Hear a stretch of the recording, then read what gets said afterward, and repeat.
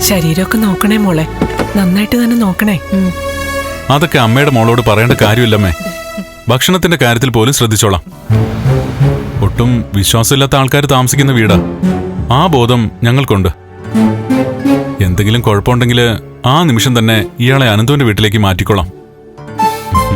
ഈ വാർത്ത അറിയുമ്പോൾ തന്നെ ലേഖ അനന്തവും പറയും അവിടെ നിർത്തിക്കൂടെയെന്ന്.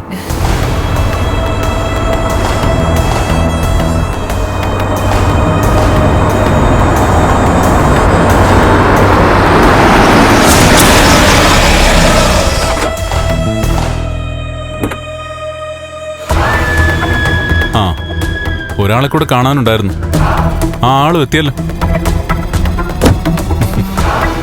അതിനു മുൻപ് പോട്ടേന്ന് കരുതിയ ഞാൻ ധൃതി കൂട്ടിയത്.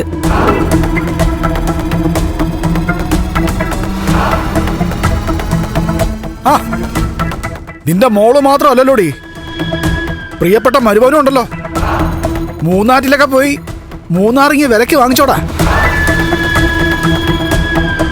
അവിടെ 0 ഡിഗ്രിക്ക് താഴെയാണെന്നൊക്കെയാ ഇടയ്ക്ക് വാർത്തയിലൊക്കെ പറയുന്ന കേട്ടെ. ഇവളങ്ങ് ചെന്നതോടെ തണുപ്പുരുകി കാണും,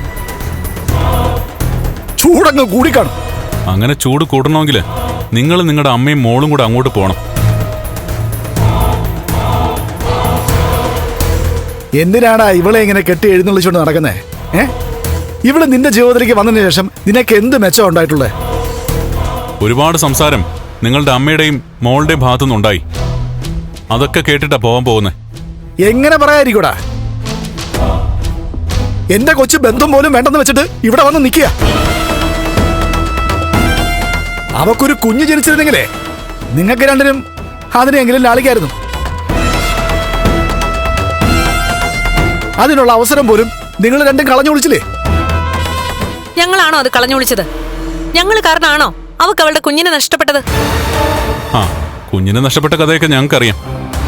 അത് കേസായിരുന്നെങ്കിൽ അമ്മയും മോനും കൂടെ ഇപ്പൊ ജയിലിൽ കിടന്നേനെ. മോളുടെ കുഞ്ഞിനെ ഇല്ലാതാക്കിയിട്ട് മറ്റുള്ളവരുടെ തലയിൽ ആ കുറ്റം കെട്ടിവെക്കാൻ നോക്കുകയാണോ? അവക്ക് ഇനി ഒരു കുഞ്ഞ് ജനിക്കൂടി. എന്റെ മോക്കെ ഒരു കുഴപ്പമില്ല. അതുപോലെ തന്നെയാണ് നിന്റെ മോളുടെ കാര്യവും.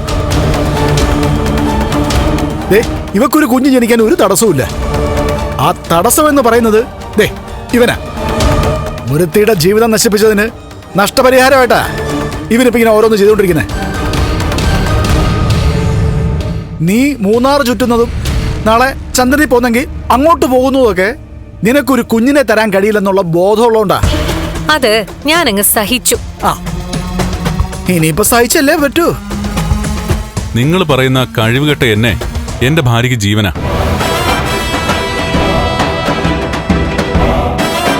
മറിച്ച് ഈ അമ്മ നിങ്ങൾ കാരണം ഒരുപാട് തവണ കരഞ്ഞിട്ടുണ്ടാവും. മഹിയുടെ അച്ഛനെ നഷ്ടപ്പെട്ടപ്പോ മറ്റൊരു കല്യാണം കഴിച്ചതിന്റെ പേരില് സ്വയം ശപിച്ചിട്ടുണ്ടാവും. അത്രയ്ക്ക് മനസാക്ഷി ഇല്ലാത്ത ഒരുത്തനാടോ താൻ. നിർത്തടാ.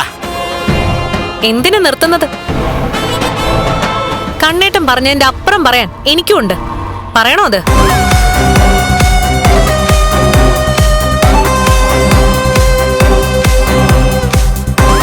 കൂടുതലാരും സംസാരിക്കണ്ട.